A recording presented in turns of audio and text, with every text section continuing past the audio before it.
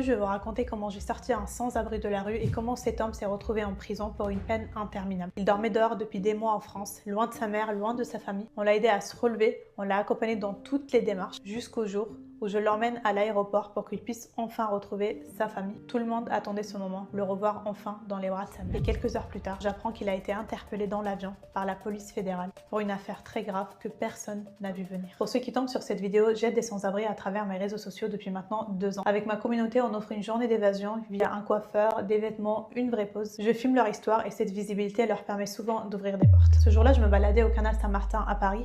Je traverse un pont, le soleil est derrière moi, je me retourne et là je vois sous le pont un lit posé au bord de l'eau. Dans ce lit, il y a un homme, on est en plein mois d'hiver, il fait très froid, l'air est très glacé. L'image est tellement violente que je m'arrête, je m'approche, je lui parle et à peine je lui adresse la parole, il se redresse et il se met à pleurer.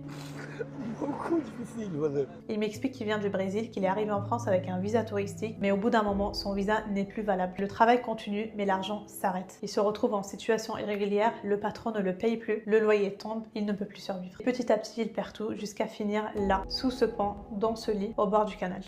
Avant d'aller plus loin, je lui demande s'il a des addictions, parce que ça change tout dans la manière dont je peux aider. Il me dit qu'il en a déjà eu, mais que maintenant c'était fini. Après ça, il me dit que ça fait des mois qu'il n'a pas parlé à sa mère. Alors je lui tends mon téléphone, il l'appelle, elle décroche. Lui il pleure, mais elle au début elle est dure. On sent qu'elle est fatiguée, elle lui reproche de ne pas lui dire la vérité. Et puis au bout de quelques minutes, la voix de la maman change. Elle se met à pleurer, elle lui dit qu'elle prie pour lui. Et là on voit une maman fatiguée qui aime son fils. Après cette scène, c'est décidé, je ne peux pas le laisser dormir ici. Je décide de lui offrir une journée d'évasion, je filme cette journée, je poste, les gens se mobilisent très très vite. Après cette journée, je lui prends aussi des nuits d'hôtel, un endroit où il peut enfin se reposer, dormir au chaud. Les jours passent, on se voit souvent, il est hébergé et il commence à se relever. Et là, on parle de la suite. Son premier objectif est de trouver un travail stable. À ce moment-là, je suis honnête avec lui, même des personnes que j'ai aidées qui avaient des papiers en règle ont eu du mal à décrocher un contrat stable. Alors dans sa situation, sans papier, si on ne règle pas l'administratif, ça va être quasi impossible. Le mieux, ce serait de rentrer chez lui, se reposer auprès de sa famille et ensuite revenir. À partir de là, cette option dans sa tête commence à exister. Et dans tout ça, il me parle d'un complexe qui sont ses dents. Il a honte, il n'ose plus sourire et il me demande d'en parler à ma communauté.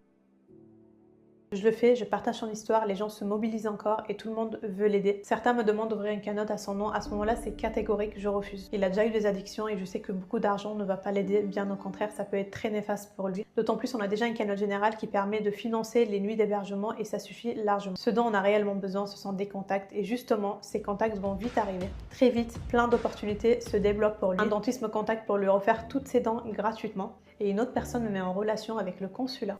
Je commence à échanger avec le consulat et très vite on fixe un rendez-vous. On me dit qu'ils sont tombés sur ma vidéo et qu'il y a même une personne qui s'est déplacée pour